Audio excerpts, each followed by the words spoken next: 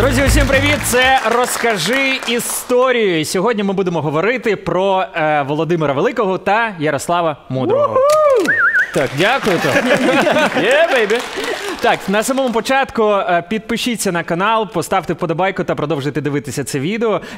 Поширюйте це відео, і чим більше людей дізнаються про нього, тим обізнаніше стане наша країна. І це дуже важливо. Дякую вам. Дякую. Який як настрій? правильний початок. Да? В мене дуже мудрий настрій. Дуже мудрий? А в мене дуже великий настрій. В мене Володимир настрій. А я князь Мал. О, ти ще відсилка. Князь Мал працював в Приватбанку, правильно розумію? Да, Ощадбанк. А чого ти такий красивий? Вам дійсно цікаво? Мені дуже. Бо Ярослав Мудрий. Чим видатний Ярослав Мудрий? А ну? Ну, там... 2 гривні. Ні. Національна юридична академія імені Ярослава Мудрого Харківська, яку я закінчив. І я ходив в академію саме ось так. Якщо ви не вірите, що я закінчив Харківську академію імені Ярослава Мудрого, диплом бакалавра з відзнакою. Що ще є в дипломатії, Вась? Тут всякі... Боргові зобов'язання. Телефон... Ти прям з цим дипломатом ходив? Ручка Вовк. Ну, я сам напросився. Так що ти давай тут обережно. Ой, зламався. У нього зламалась рука. Терміново швидку, є швидка. Ой, це ти на Івана Сірка готувався, да? До речі, дякую. Хто точно не готувався, так Ні, це я читав. Гліб, який все знає, тому що він вчитель історії. Давайте поаплодуємо. Гліб. Як підводка? Нормально? Шикарно називається. Гліб не готувався. Перед початком що? Що нам потрібно? Як налаштуватися? Випити. Да, бо саме так починається всі... Українська історія. Будьмо! Гей! Будьмо! Гей! Будьмо! Гей! Клас, мені подобається. Оце уроки історії. Раніше б так. В школі такого не було. Давайте, можливо, я почну розповідати, де він народився. Хто Давай. він? Що він? І покажеш документи, які ти приніс ще. Значить, згідно архівам... Це Нестор Літописець, дивіться. Це я зараз повість великих літ дістану. Великих літ. Ну, яких там літ? Минулих. Минулих. Значить так. Була Ольга, пам'ятаєте Ольгу? Так, Ольга була. Спілкувалися. Ольга була. У неї був Ігор, пам'ятаєте? Так. І в них були діти. Так. Хто із них був? Святослав. Святослав, що? Хоробрий. Хоробрий. Іду на ви. Так. Доходився він. Що його святять? А може, Гліб, це прикольно була ідея завжди казати «іду на ви» перед походом, бо це шпалювання, він, може, тому і загинув. Ні, він тому і так казав, тому що це була ознака, типу, що він такий сміливий, що йому ніхто нічого не може сказати. Да, і це, типу, було попередження. Іде чувак нас бити, що робить? Треба готуватися. Ну, це, типу, як... точно. Просто достає, він нескінченний. Я відволікаю вчителя, поки Вася шпаргалки дістає. Спитай його щось ще. Потримай, будь ласка. Так, звісно. З Окей, радістю. Вася, ти готовий? Так, я готовий. Я просто хочу вам розказати все прям так по фактам, як було. І в тебе вічдоки якісь? Ти ніж Так. дістанеш чи що? Просто історія має бути збережена. Це ж ти тільки зранку роздрукував це. Я знаю. Значить так, у Святослава були діти. Просто дістав і сховав. Запакував просто документ. Там мене ще просто... Шпаргалку взяв? Ах ти Так. хитрий. Ну давай. Записав вручну. Значить так, Святослав. У Святослава був роман. З ким? З ключницею Ольги. Ключницею? З ключницею, Він так. знайшов ключик до її серця виходить. Ключик до її серця, в неї було багато. Ось, і в них з'явився син. І з'явився син хто? Володимир. І одразу питання, як може так бути, що ось ключниця і такий от шлюб, і вийде князь, такий великий князь. І тут історія нам розкаже. Хто вам розкаже цю історію? Звичайно, я. Тому слухайте далі. Отож, під час того, як Святослав пішов на Болгарію, це був його останній похід, бо дуже гарний курорт там, і він вирішив там залишитись назавжди. Так ось, Святослав пішов на Болгарію, і в Болгарії він залишився. І в цей час Володимир, є дві версії, де він народився, це Боярка, це біля Київщини, Київщина. Ось, і друге, це біля Нововолинську, як Будятин. Будятича. Я був в Нововолинську. Він розбудував Київ, а Боярко він такий, хай буде, як буде. Ну, хай буде. Може, там Святослав. Ти, Вась, ти ж знаєш мера Нововолинська. Я Ви знаю про ніколи мера не розмовляли Нововолинська. про це з ним? Ми коли розмовляли, він каже, тут таке. Я кажу, що тут таке? Довірся. Народився Володимир.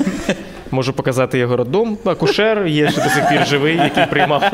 Кажу, здоровенний Такий був. великий. 12 кілограм зразу. І зразу в шапці цій своїй.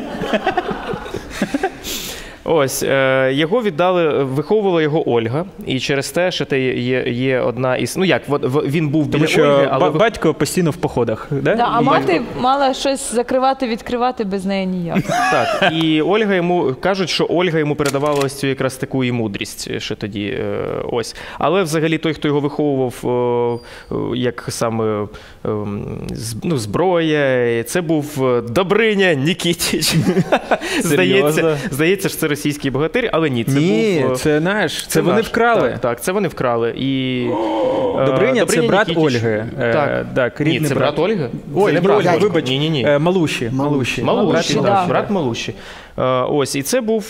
Це наш богатир? Так, він був син... А ви знали, що це наш богатир? Він був син князя Мала. Ого! Син князя... Так, правильно? Ну, там є купа версій, але насправді... Одна із... Добриня наш! Нам підходяще, це те, що древлянський князь мав. Там же цікаво. Так ось, його виховував Добриня Нікітіч. А князь Мал там як фігурує, вибачте, заплутався? Там, типу, Мал, якого там Ольга дуже довго з ним вирішила, як з ним бути, мстилася оце постійно. Коли спалили Кожестань, є варіант, що він там згорів, але є цікавіша версія, що дядько десь виїхав, його таємно, мабуть, вивезли до Любича, тому що, ну от, записано в літописі, що Малуша, вона походить від Мала Любецького. Ну і відповідно наші такі, Мал, ну то, мабуть, той Мал, який був древлянським князем. Ну і вважається, що вона його сестра була. І оцей Добриня, він виховував, відповідно, племінника свого. І за цього він так його дуже любив, треба було його підготувати до правління. Але давай. Можна я зайду свої архівні записи і скажу вам Ти залізеш всередину зараз? Ну, прізвище його, яке було в нього насправді. Це Добриня Нескинич. Нескинич? Так. Ну так, це звично. І народився він в Волинській області. Далі немає. В Волинській області. І коли Святослав був у Болгарії саме, його там вбивають. І розділяється, значить, влада між трьома синами. Це Ярополк, він засідає в Києві, Олег засідає в Овручі. І дякую, вчителю. І Володимир, який ще був тоді підлітком, в Новгороді. І він в Новгороді. І значить, вони там всі тусуються, їм всім прикольно. Але коли... І вони всі троє від різних матерей, правильно? Так. Да. Як ми всі з вами. Вау! Але це дуже гарна комедія спостереження, бо я навіть... Оце таке, коли ти не думаєш, але як скажу, ти такий, точно. Зараз, Вася, стривайте. Так, вибач. Все, вбиває Святослава і починається міжуособиці. У Ярополка був воєвода Свинельд. В Києві. У Свинельда... Так, я Ярополк, давай так, я Ярополк. Ти Ярополк, у тебе є воєвода Свинельд. Свинельд. У Свинельда... Де воюй? У Свинельда Давай, є правильно син. показує Свинельда? Ну. Ні, не такий. Він був трошки так, отак. Ось так. А Ярополк отак сидів. Да, він завжди не мов його знімали. І що? А Свинельд, і він ще так постійно одним оком дивився. Ось Ярополк. так, все, ось так. А у Свинельда був син Мал. Ні, не Мал. Мал уже був. Як його? Лют. Син Лют. Олег вирішує вбити Люта. Вбиває Люта. Через те. Свинельд дуже злий. Мій син. Дякую. Одним оком. Дуже злий. І ти кажеш, Олег, тобі борода. Мені. Тобі борода. І кажу, Ярополк, іди на Олега. Тут я, Олег, із Овруча, такий, треба щось робити. І я, значить, збираю військо своє, яке в мене є, і йду. І я заходжу на міст. Ти будеш моє військо. І сталася дуже погана штука, бо Олег пішов на одному мосту, стояв з військом, і його військо почало витісняти. І випадково витісняти. Мене. Ну, не ногою, типу раптово. Ой, і він впав з моста і загинув. В смислі? Ось так. Олег? Так, Отак Олег. просто? Я виграв, виходить? Так. Класно. І все, Ярополк розуміє, що він тепер супер кайфовий чувак, бо Володимир по типу як злякався і поїхав в Скандинавію. Він повертається з супер потужними вікінгами і витісняє оцього чувака, якого поставив Ярополк в Новгороді. Він його вбиває і знову засідає в Новгороді. І він вирішує, що потрібно щось робити далі, бо потрібно якось Ярополку помститись за це все.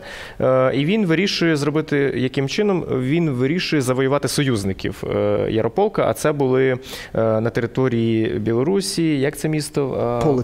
Полоцьк. Він вирішує взяти Полоцьк. І він, значить, приходив в Полоцьк і каже, ну все, я вас завоював, давайте мені свою дочку. А там, ну не свою, не дочку міста, а дочку, її звали Рогнета. Так. Блуд – це був шпигун Володимира Великого, якого він засилав до Ярополка, і який його провокував на те, щоб Ярополк пішов, да? З Києва. Ні, він пішов з моста. На Новгород. Нападати. Як там було? Він спровокував нападати, він пішов нападати, але програв. Так? Да. Але він же Програв. вмер. І через те, що він програв, йому Блуд каже, а ти давай тепер сховайся в башті. Ну, по типу, бо Володимир пішов на Київ. І він такий, ну добре, виходить з фортеці, його зразу ж вбивають. Тю. Так просто раніше все було. Так, без Можеш всяких... на секунду, да? Що там? Ну, вбивають Володимир, Вбивають, да, і Володимир наказує стає з цього моменту володарем єдиним і Києва, володарем і Древлян, Кілець і Новгорода. і Києва. Тобто нам головне знати, була міжособна війна, Володимир перемагає. І, відповідно, пам'ятаємо постійно, що він був бастардом незаконним. Тому що якщо попередні сини вони були від офіційних дружин, то той був від ключниці. І, відповідно, це, згідно з середньовічних законів, він не мав права князювати. Бастард він був, і він поїхав оце в Скандинавію, там, де зима. З «Грою престолів» майже в'яжеться історія Джона Сноу, розумієте? Ще цікаво, Він що же на саме... стіні довго був. Дивись, саме цікаво, що він Шведська вже стіна. потім буде зводити стіни. А я, знаєте, що думаю, в цьому сезоні, в першому, взагалі головний герой був Ярополк, ви поняли? І його вбивають. І Да, такі, все як в «Гри престолів». да. Ого. У Володимира дуже багато земель. Тепер він править, і він хоче, щоб... Кайфануть. І він хоче кайфанути, пожити для себе. Ось, Вже він час. усилює свою армію, своє військо. Перше. А друге, він перший князь, який робить срібники, тоді вони називалися, і... Сирники. Златники. І златники, да. Сирники гроші. І сирники, да. Він перший робить гроші. Сирники з його фотографією. Да, це гроші. Це офіційна державна монета була перша. Виглядала вона, на одній стороні було зображення Володимира Великого, а на зворотній стороні був тризуб. І це перший тризуб... Це перше селфі в історії України, правильно? Так, на монеті. А що, ти овації чекав? Ні, не бачите. Думаю, це прям зайде. Я думаю, як він придумав селфі, люди такі, ні. 1 гривня, там, здається, там 400 з чим-то грамів золота, да, коштувала? Да? Ні, там вона не коштувала, важила. А, важила? А, все. Ти Скільки чого? важила? 400 грам срібла це було. А, ну це там було? від О. Півкіло 250... почти. Да. Оце монета. Ні, дивись, це не монета. Є, Аліна розрізняємо. ходила ось так, дві монети. Дивись, як гривня раніше, це була як прикраса. Чого? Бо ось це називалося загривку, носили на загривку. Срібна прикраса. Потім вона стала ось такого вигляду, як слиток срібний. І так як срібло і так далі, називалося далі знову ж таки гривня. А златники і срібники – це чого? Ну, тоді на Київській Русі, в Київській Русі не було жодних, відповідно, грошей. Або обмінялися, да, або ці гривні. А куниці? Ну, куниці – це ж типу обмін, це шкурки. Ага. І виходило так, що користувалися монетами, які були з-за кордону, там, дірхемами.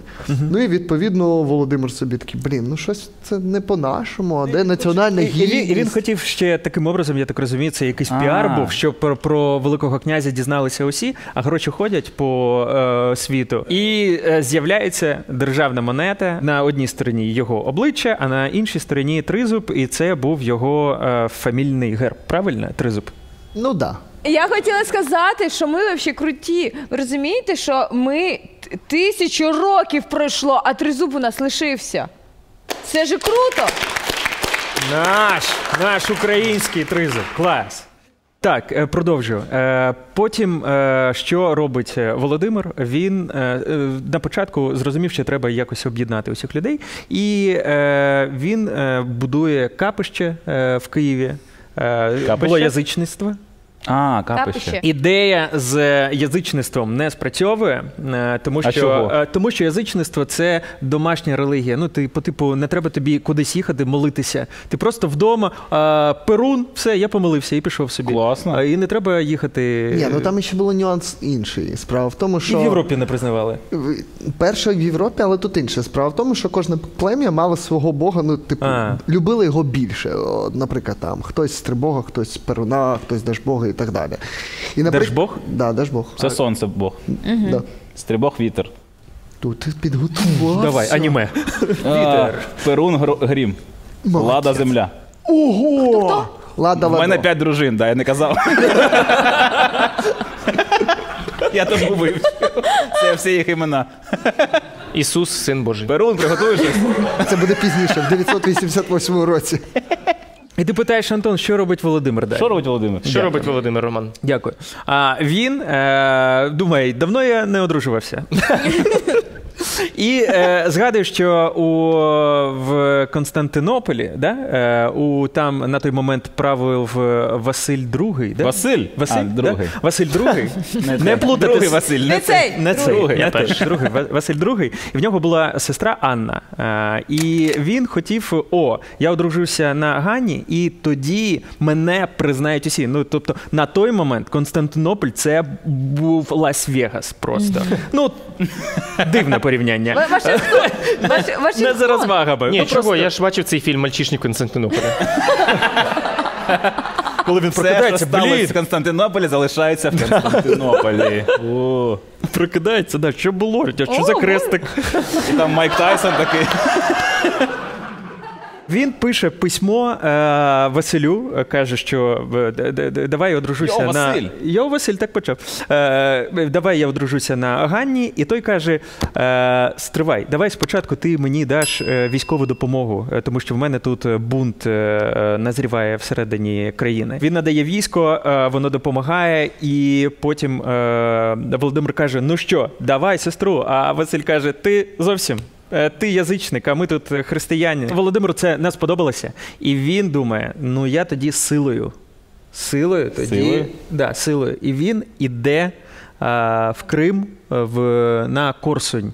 На стратегічне місто на той момент, яке залежало від Візантії, а вони від нього, тому що там було багато торгівельних шляхів, і якщо взяти Корсунь, тоді це, зараз, до речі, це десь поруч з Севастополем, Так. де? Ось, якщо взяти Корсунь, тоді Візантія їй буде, впаде, тому що залишиться без їжі. Ось, і він йде до Корсуня, тримає Корсунь в облозі десь 9 місяців, Корсунь не здається. Анна була на той момент в Корсуні, трохи романтики. Ось, і... Дуже довге побачення таке. Да. Виходь, я почекаю. І все ж таки бере місто, заходить в місто, і нікуди діватися Василю II. Він каже, Завіть треба. Ти вже зайшов, каже, ми не чекали. Ань, вибач, треба одружуватися на Володимирі. Але, каже, треба тобі прийняти християнство. Логічно. Його там, в Корсуні, хрестять. До речі, я буду кожен раз казати, і Тризуб з'явився в Криму в той рік. Ось. Його там хрестять, він приймає віру, одружується на Анні, вечірка, другий день весілля. І «Мальчишник в Константинополі 2. Друга частина. Дуже зручна штука влаштовувати вечірку після 9-місячної осади міста, де всі такі, ми прийдемо на вечірку 100%, щоб там не було, нас може б'ють, ми прийдемо, поїмо. І все, і повертається у столицю. столицю. Повертається у столицю і тоді вже одруженим і каже...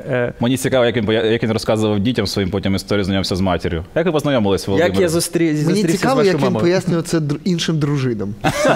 Ти де був 9 місяців так от? Блін, і Анна ж, вона ж християнка, і це ж було для них незвично. Вона приїжджає така, так, а де моя кімната? А ваша кімната. Ти там, ви в 4 зараз.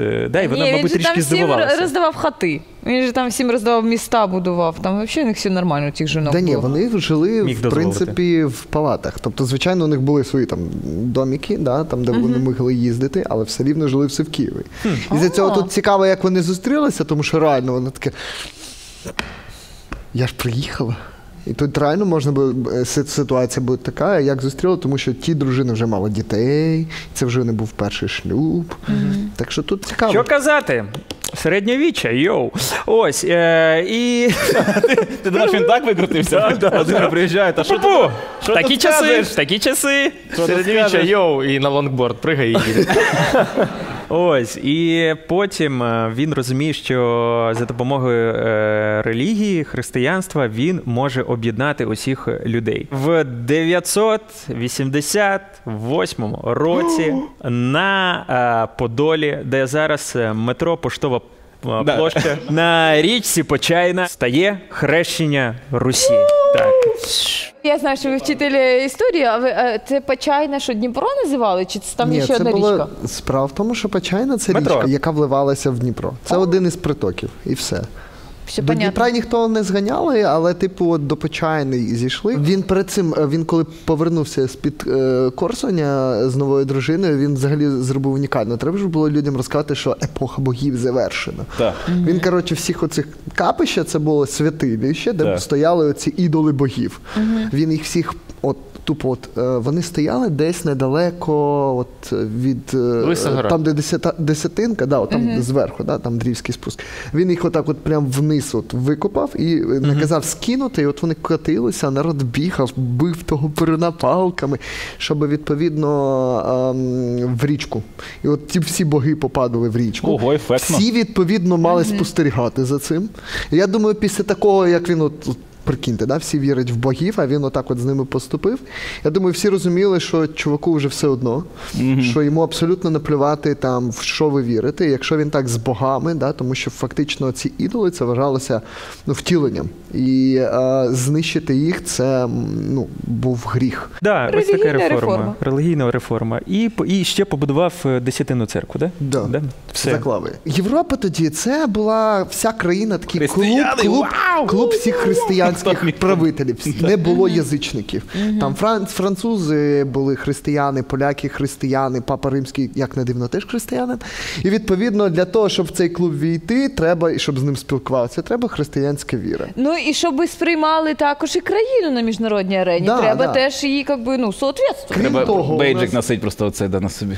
Візантійці теж християни, ну і відповідно він, якщо одружився він уже на сестрі візантійського імператора, це означає, що можна вже не нападати на Візантію, просто коли мене, ви хочете сказати, ви знаєте, в мене треба допомога, треба нормальний договір, давайте порозичаємось, ну і коротше. Тобто це було вигідно. Ну і наостанок християнство дуже класна була, дуже класний вибір, тому що християнство освячувало князівську владу, тому що казало, Бог освятив його владу. І всі мали Християнство дуже підтримувало монотеїстичну, авторитарний режим, да. коротше, класно будували. Монархічну владу. Монархічну Да. І владу. фактично, Бо язичники це ж було більш демократичне, тому що багато чуваків такі, це Кабінет міністрів, я от Держбогу сказав, він зробив. А це вже територія Перуна. Тут, Це вже Перуна хай робить. А ви справку принесли від влади? А ні. Так, і саме через реформи, які провів Володимир, об'єднання усіх Відбулося, людей да. відбулося, його і назвали великим. Правильно? Да, за Все, досягнення. круто.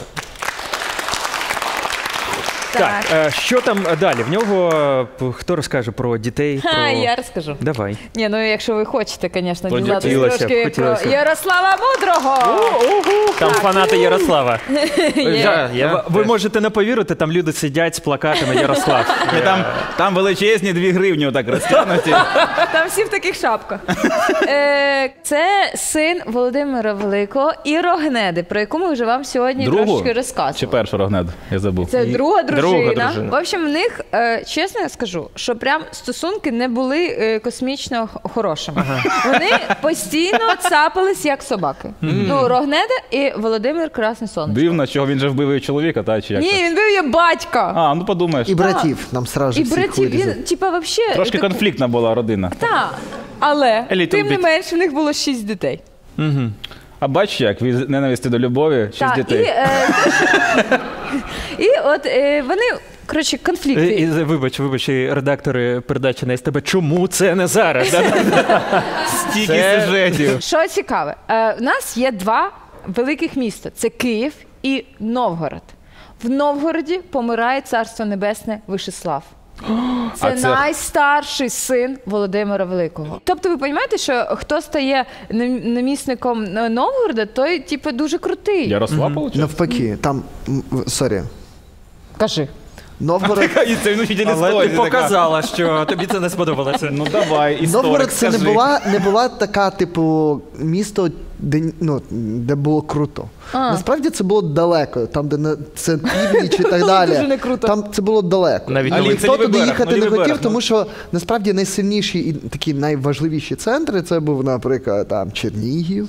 От Чернігові було кльово, в Переяславі Там було навіть нової непогано, пошти да. не було. А от в Новгород ніхто не хотів Там у всіх їхати. Edge ловили Edge І на відповідно, телефоні. коли треба було кудись когось відправити, то відправляли, відповідно, це було найчастіше, як заслання. Чого? В Новгороді князь ніколи не мав реальної влади. Там була сильна опозиція. Ну, типу, Все, я поняла. Я, вибач, скажу, що це єдине, що збереглося від того Новгороду зараз, що зараз теж в Новгород ніхто не хоче їхати. такі, да. Всім хай, я розказую. Зрозуміла, як нашу з Тохою увагу привернути. Аудиторія каналу зменшилася. Новгород. І там править Ярослав. І ми майже нічого про це не знаємо. До моменту. Коли Ярослав трошечки А що, мужній. він в режимі інкогніто правив? Не чи що? знаю, там літописці десь були Нестор на такий, островах. ай, не хочу сьогодні писати. І А, все. це оця відпустка Нестора, яка була 10 років. Це він на ці сторінки каву пролив такі. І ручку дуже довго розписував. Є такий момент. Момент. Ярослав, він такий, я мудрий. Я далеко, я як в засланні, мені тут фігово. Так. Я фрілансер. А Київ просить 3000 гривень податків. А, І він ого. каже, алло, батьку, 3000.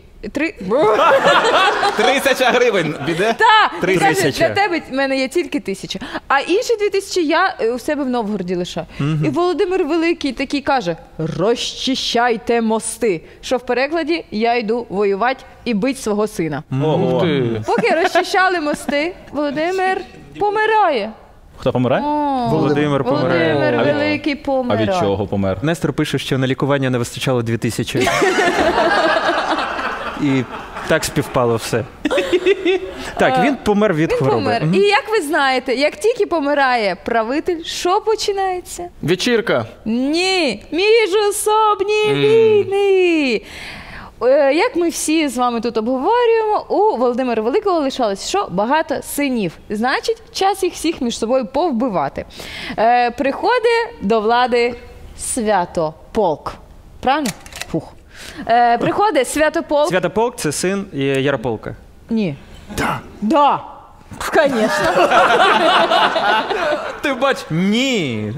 Ну, треба це сімейне дерево намалювати. Це просто не дерево якесь, а просто сімейний ліс. Я таки буду правити в Києві. Але що я повбиваю Бориса і Гліба? Це його Не це мене. брати. Це брати. Це вони люди маленькі і їх зарізали. Вбили. Дякую. В общем, їх вбили, це було... І це дуже обурило суспільство, бо вони не несли загрози, вони не вбрали дружину і вбивають.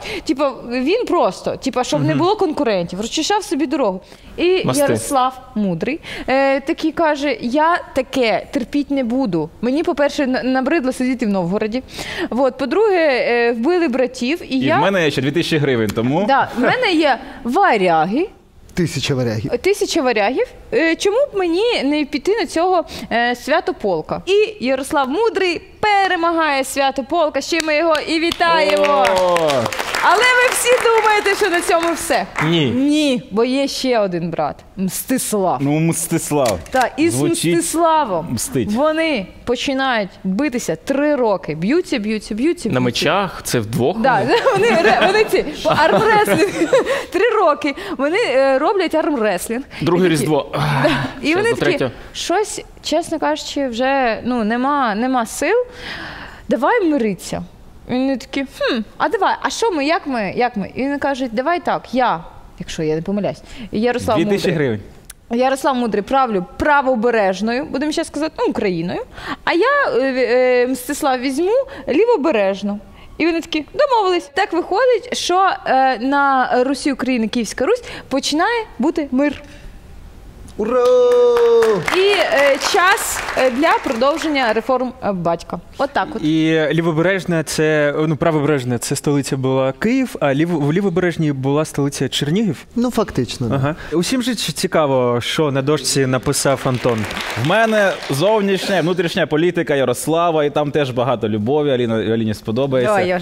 Почнемо з того, що дружиною Ярослава була шведська царівна Інгінгерда. Наш Ярослав одружився, значить, з'явився цей перший союз зі Швецією, так би мовити, і він зрозумів, що взагалі союзи – це нормальна штука. Це почав робити ще Володимир, правильно? Які союзи вигідні влаштовувати, і Ярослав вирішив влаштувати своє шоу, яке я написав на дошці, і так... І це шоу Антона Тимошенка і його дошки. Ні, це шоу Ярослава, називається «Пара на мільйон», де ми маємо синів, дочок і сестру Ярослава та різних представників різних династій в Європі. І зараз будемо їх поєднувати. Я запам'ятав усі пари, будемо з вами разом по ним іти. Як ви думаєте, от є в нас... Чекай. Є в нас Марія, це не дочка, це сестра Ярослава. Марія, вона, одружили її з Казимиром І, значить, це в нас перша пара, це польський король. А можна запитання? Так. А чому ти одразу напроти Марії не написав Це було дуже просто, Рома. Я хочу, щоб гра була якась. Все. Бо я думаю, що Ярослав робив саме так. Він просто виписував всі імена дітей, всі імена царів і такий, ти сюди йдеш. Так, бо так лише запам'ятати. Володимир, його син, він одружився на одній з од. У нас є дві оди. Дві однакові жінки. Це, коротше, німецькі імена. Одна з них дочка Генріха II. І це Володимир з Генріха? Ні, це у нас Святослав. Він був з оду, яка Генріха II. Господи, а Володимир з оду, яка була донькою якогось теж там князя німецького, правда ж? Да, я сам не пам'ятаю. Чудово! Отакі уроки мені подобаються. Нервував, бляха, я біля дошки, поруч вчитель. І вчитель каже, я сам. Я не викупаю, що таке? Тоді малюй в два кінці стрілки. Ні, так не працювало. Так не працювало, у них вибору не було. Вони просто так, ти йдеш з тим будеш одружуватися. В одному степері. Так. Той Тіндер працював. Ізяслав і легкий був на підйом, тому він поїхав до Гертруди. Гертруда – це хтось з Польщі. Польща. Це польська, це дочка Мишко II. З лівого берега, так? Пам'ятаєш її? Всі знають. Лівобережна, біля Польщі. Далі в мене йдуть підказки, бо я не запам'ятовував вже так гарно. Це Всеволод. Так, ми нічого не знаємо, можеш просто зараз малювати все, що завгодно. Ми не перевіримо тебе. Головне, Всеволода не веди до Гарольда. Там було так. Ігор, коротше, пішов до Всеволода. Моя версія. Потім вони вдвох до Оди, і там взагалі все закрутилось. В сумі намалюй. Так, і що далі? Так, Всеволод, біля нього такий хрестик, тому що він... Священник. Ні. Він вмер. Як би він одружувався тоді? Тому що він хотів собі християнську дружину. Який з цих імен найбільш християнський у нас? Свята. Ну, нема. Марія. Марія, правильно, все було твоє, Я що за любимчик Марію. А я Антона. погано бачу звідси. Скажи, Марія. Та ладно, вибачай, ну що ж ти не хочеш? Марія, це донька була якогось константинопольського типа, правильно? Так, добре. Ігор у нас до Кунігунди.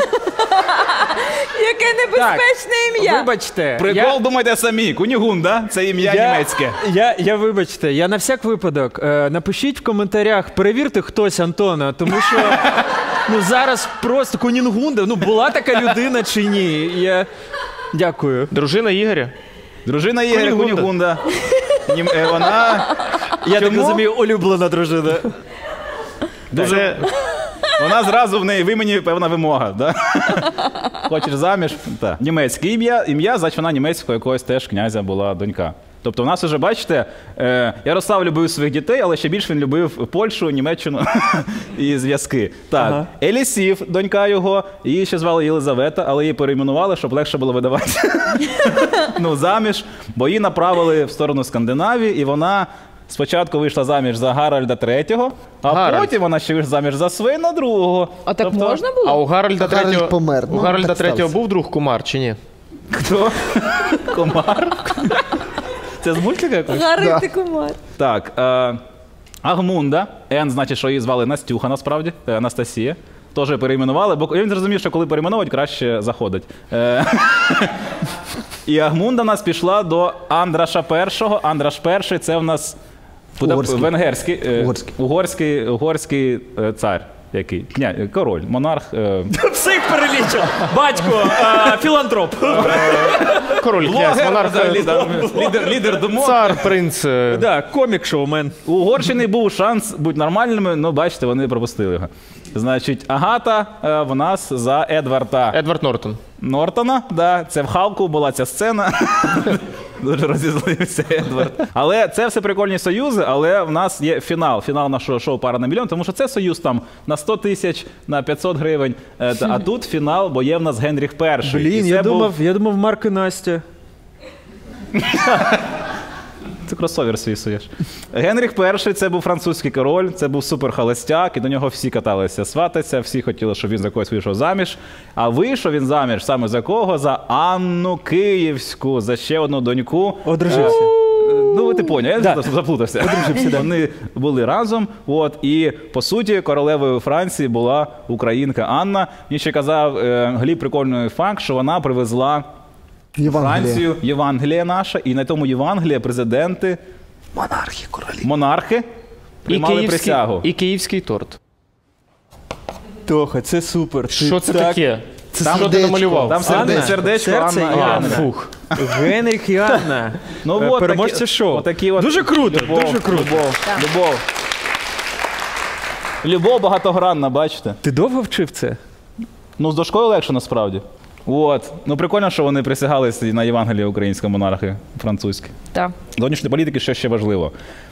Там багато, буде методологічно. В нього була мета закріпити Київську Русь як самостійна держава, яка на рівні з європейськими державами, на рівні з Візантією. Тому перші були шляхи – це оці родоводи з усім можна зробити. До речі, є теорія, що багато президентів американських, в них родовід іде з європейських монархів. І є, як розумію, це підтверджена інформація, що є зв'язок між Анною Київською і Дональдом Трампом, що йде родовід від Анни Київської до Дональда Трампа. Це Бігус знімає? Ще Ярослав розумів, що небезпека є з кочових цих племен, загрози, і він пішов і добив печенігів. Він повністю знищив печенігів, які вбили його діда Святослава. Він пішов і помстився, і такий... Та можна в гонку ударити, такий пау! Печеніги! Да, печеніги. Ярослав каже, бувай.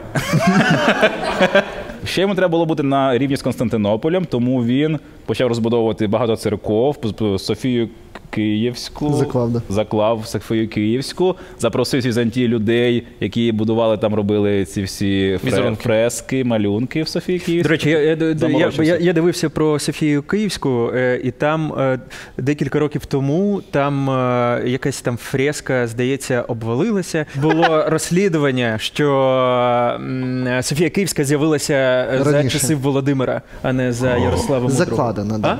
там було закладено. І це не малюнок, а типу графіті. Тут був Вова. А рік побудови, да? Ні, не побудови, просто найчастіше. Коротше, Софія Київська дуже прикольна в цьому плані. Там є купа графіті. Графіті – це от маленькі послання. Починаючи від написів типу «тут зображено» або «тут були», там той-то, закінчуючи написами типу «Добриня дурак». Ну от реально. І ви їх лишили? Реально. У них є, от якщо Софію Київську, є спеціальні історики, які досліджують саме ці графіті. І там близько 3-4 тисяч різних. Всі стіни списані. Народ, мабуть, приходив коли туди, і вони могли там писати. Або теж дуже мені подобається. І це дуже прикольно. Просто я додам, що Софія Київська не має в світі більше місця, де зібрано в одному місці стільки знахідок тих часів. Ну, стільки. Тому це дуже круто. А ще там є офіційне доведення, що тоді існувала реклама. От не можу зараз це зацитувати, але там є класно це. Чувак писав: найкраще пиво у Києві ви знайдете там-то. Прикольно. І там є такий напис? Да. Budweiser. Ну там не про пиво, звичайно, але реально там от можна знайти підтвердження. Є там купа статей, які ти так читаєш, думаєш, Боже, а мені стидно. Я в Києві живу вже 13 років, я жодного разу не була. Не була в Софії Київській? Да. Коли ти щось дізнаєшся про історію і потім вже йдеш. Ну, ось зараз мені дуже хочеться. Після цієї теми воно спонукає. Я думаю, що основна мета наших розговорів, щоб була жага до того, щоб після того, як ви подивитеся це відео, ще щось дочитати. І ще я хотів сказати, що у нас ж є сусідня держава, яка постійно історію нашу собі хоче весь цей час присвоїти. Навіть Добриню Нікітіча. Да, ось. Так і Володимира вони там собі хотіли. Да, і Володимира. Тему богатирів можна, в принципі, мабуть, закрити. Це все наші українці. І вони вкрали. Я хочу закінчити, що в Москві вони ж поставили пам'ятник Володимиру 7 років тому. А, серйозно? Да, серйозно. Вони поставили... Путіна? А? Ну, він, мабуть, хотів би. Поставили пам'ятник Володимиру і по типу ось знов тема, що ми всі одна держава. Це наш князь, це наша історія. І це варто про це говорити і вивчати історію України, щоб такого не було. Він там ж казав, що Україну створив Ленін. Ну, ось наш князь. А у нас тризуб, якому 1000 років. Так, давай, поставив в Москві пам'ятник Володимиру, намалює його герб тризуб. Нехай тризуб буде в Москві. А він буде! Ні, воно нам не надо. Воно нам не надо. Да, воно нам не надо. Ну, в общем, за Ярослава Мудрого Київська Русь закріпилася як самостійна, дуже потужна держава на території Європи, з зв'язками в усіх частинах. Освічені люди, християни, круті, класні, вообще, у всіх були. Ярослав отримав голубу галочку цю в Твіттері. Вообще все було, Ярослав все класно зробив. Круто. Класний привитик. Він молодець. Міг же він такий, все, я вже вигорів, вже не хочу, а він робив. Окей, давайте тоді запам'ятовуємо. Перше, Ярослав Мудрий, юридична академія, зрозуміло? Так, прийняв закони, є. Далі, шоу на мільйон, вибрав пари, відповідно, шлюбна дипломатія, тест Європи, знаємо. Важливо ще, пам'ятаємо, що він розбудовував Київ, а ще й школи, а ще й бібліотеки. Ну, взагалі він дуже багато поробив взагалі по Києву, тому що там площа навіть Києва, міста там, де було, зросла разів 10. Тому що от ми можемо... 9? Раз в 10, да. І він так 9 чи 10? 10. Не чує князь, глухий як. І фактично Володимир Великий розбудував Русь, Ярослав її стабілізував. Відповідно, вніс закони і зробив, от фактично, чому ми їх вдвох розбираємо? Тому що ці два князя за їх час правління, Київська Русь або Русь-Україна, стала найпотужнішою державою тоді Європи. Ну, навіть Візантія з нами вже не могла сперечатися, тому що це була найбільша держава. І всім фактично залежали, і родинні зв'язки у нас були з усіма, тому що у нас була і Британія, і Швеція, Норвегія, Данія, Угорщина тощо. Да. А Росія в той час була була найпотужнішим Сраці. лісом на сході Я б сказав, Євразії. навіть не лісом, а болотом, тому що тоді казали, що там були болота. На той час Росії не було. І це прекрасно. це О, було як щас. добре, як Ой. добре. О, як добре. І ще я хотів додати, що на той час були ще такі народні вічі, да, правильно називалися, коли народ збирався.